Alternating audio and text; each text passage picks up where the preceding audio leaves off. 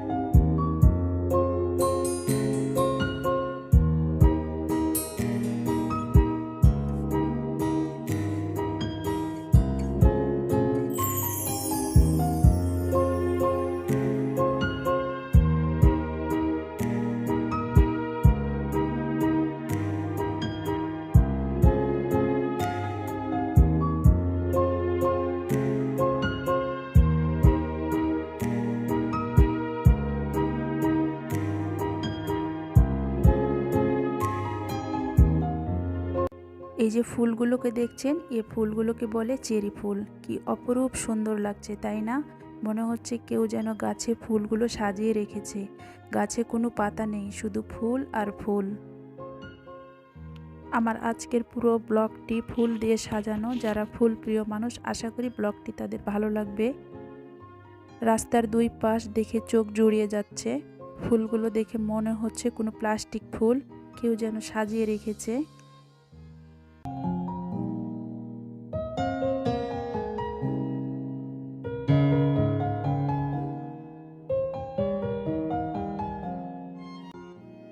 সবচেয়ে বেশি এনজয় করছে আমার ছোট মেয়েটা। সে ফুল দেখে ফুল নিবে। সে তার বাবার জন্য বাসায় ফুল নিয়ে যাবে, এই কারণে সে ফুল নিচ্ছে।